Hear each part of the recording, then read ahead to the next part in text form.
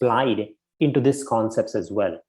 And in that simplicity comes the brilliance. You may have seen different articles around cost savings and different tips and kind of a thing. So when I looked at the very basic level, I want to give you a very simplified approach, and that will completely change your mind and how to look at cost optimization from here on ever. And if you look at cost, what is it? When you look at the cost formula, it's pretty simple. There are only two things. There is the usage aspect of it, and there is rate, which you're getting from the provider. So there are only two things which you're controlling from the cost perspective I'm talking about. There are other things within the optimization world, but focusing on cost is as simple as that. So once you look at that lens, things change. And I would strongly encourage everybody to look from that lens. There are several levers you can apply on the usage side and several levers you can apply on the rate side. A lot of things which can be done is primarily on the usage side of it. So let's start with the usage part of it. Now, what are the potential culprits or the areas where we see challenges or issues at the usage part of it, and which you can control and look at potential ways of saving cost over there? So let's touch a few big ones. You typically see machines are spawned for tasks and the users forget to shut it down, spending dollars and dollars of money. Machines are idle and they just be running there just in case philosophy. The other big example which we see is stale data sitting everywhere. There is always fear of deleting data. In fact, people continue to copy, make my version, my copy, my tables copy, my files copy, and variations. And there are so many of those which will go around. And there is sometime we'll need this file philosophy, which causes to collect a lot of data in various places. One of the other potential culprit is the data on the public cloud is stored across or moving around different countries, even continents for that matter, and that obviously increases the cost and the spend around that area as well. The one more which we would like to add is the oversized services. The VMs are created, spawned much larger than what you need.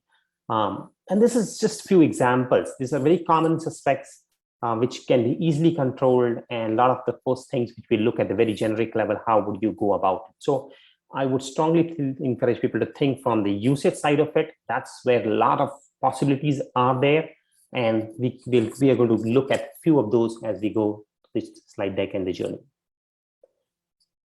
Now let's think about a few of these scenarios where what you can do and implement things around the store parts of it. So storage part of it. Virtual machines usually have a disk attached to it for the storage part of it. Many times what happens, you terminate the VM, you don't need that, you shut that down, and if proper controls, processes, and policies are not built, disk could be just left there and just orphaned and left over there, but it's still going to cost you money.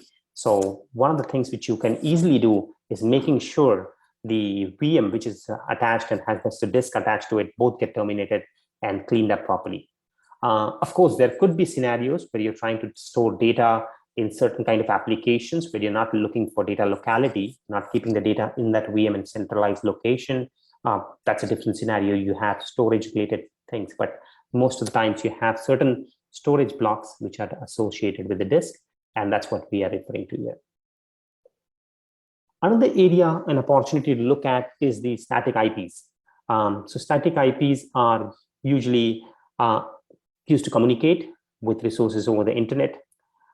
Even if you're not using it, you're getting billed for that. So something to be mindful about. And so release your static IP as soon as you have used it and you do not need it anymore. That's another area which you can look at and explore. Many of the times you really do not require static IP. So evaluate your need and your scenario, what's happening, and accordingly try to align that. So we're just going to give you all some pointers on the usage side, some on the rate side, and then we're going to talk a few more different possibilities which you can apply to really bring cost into control. The biggest cost and the biggest use case in cloud part is the infrastructure, which results into virtual machines. So why is virtual machines a little hard to predict and how to plan? The scenario is like the usage or the need for the project and application may be a little hard to compute. And that's what is truly a case. And that's why it gets over provisioned. Instead, what we would suggest or recommend, do your best. I mean, you're never going to be perfect in your estimation and planning on terms of the sizing in these parts of it. But one approach could be really, which we have seen very successful in many of our clients, is under provision. Under provision it, and your cloud provider many times are going to give you flags. They have tools and signals and ways that resources is lacking resources, or you can use auto scaling. And as the demand picks it up and builds onto it, you can apply those principles and get back to it. So start with lower one if you have doubt, and then use the capabilities like auto scaling to really get that. So that's another small tip over there in terms of usage and how you can look at it.